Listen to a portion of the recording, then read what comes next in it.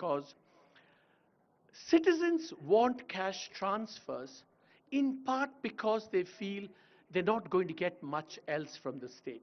So they said, let's get the cash transfers now because we don't know what governments will deliver later on. But there's a flip side to that.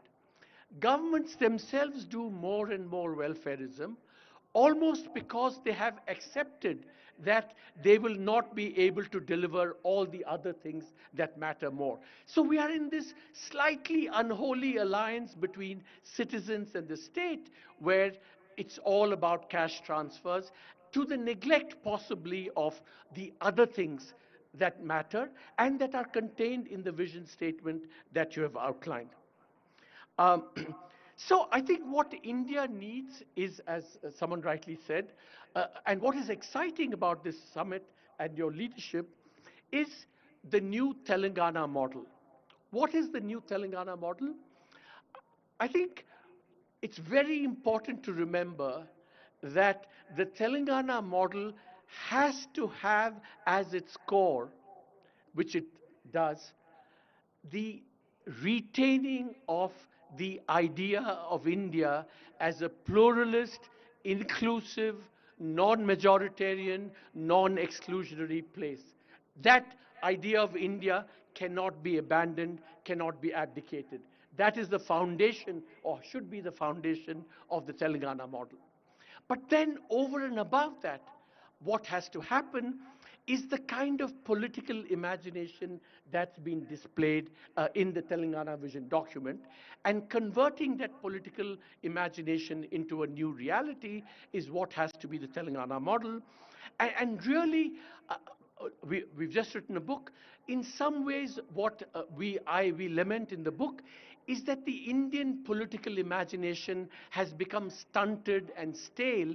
And what is really exciting about this, Honorable Minister, to be honest with you, and what makes me excited about working with Telangana, is this new political imagination which retains the idea of India, pluralist, non-majoritarian, inclusive, everyone, plus this new imagination where you combine technology and harness it for the good of the people. So good economics should be good politics. Good social policy should be good politics. And that hopefully will be the new Telangana model. Thank you, sir.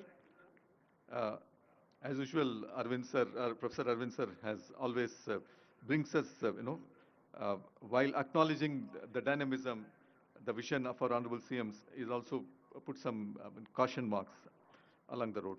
Now, I would request the video message by Mr. Tony Blair, the former Prime Minister of UK, to be played, please.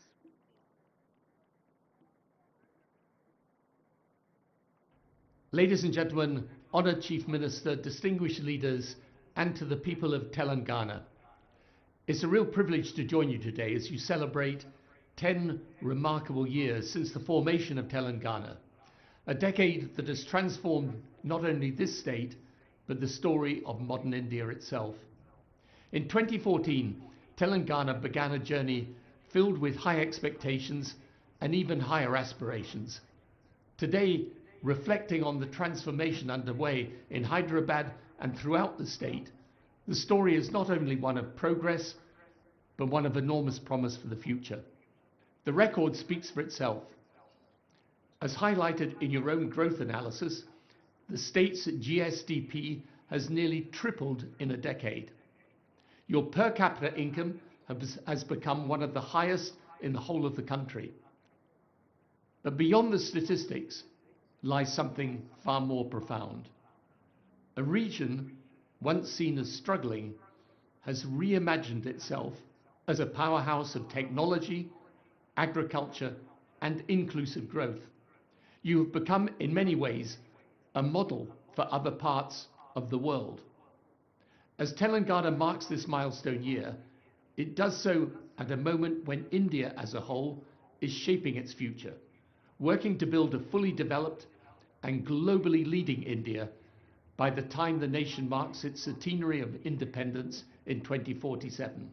In many respects, Telangana's own journey of the past decade exemplifies the spirit and momentum of India as a whole, a people with a commitment to prosperity, human development, and also the power of innovation. Your vision, Rising Telangana 2047, aligns powerfully with India's national mission, a vision to become a $1 trillion economy by 2034 and a $3 trillion economy by 2047, a vision to expand education, strengthen health systems, modernize infrastructure, and to unlock opportunity for every citizen. In the years I spent as Prime Minister and beyond, I've always believed that leadership is not only about solving today's problems, it's about preparing your nation for tomorrow's possibilities. And what Telangana is doing today is precisely that, building the foundations of long-term, inclusive, technology-driven growth. In this journey, it's been a privilege for my institute to support governments around the world undergoing similar transformations, from digital governance to economic reform, and from public service delivery to investment acceleration. We have worked with leaders across Africa, Europe, the Middle East, and Asia, helping them craft strategies for rapid and sustainable development. And our mission as an institute has always been clear: to partner with those governments that are determined to deliver for their people, to modernize their institutions, and to turn aspiration into achievement. And Telangana's story, this story of resilience, reform, and rising ambition, is exactly the kind of story we champion globally.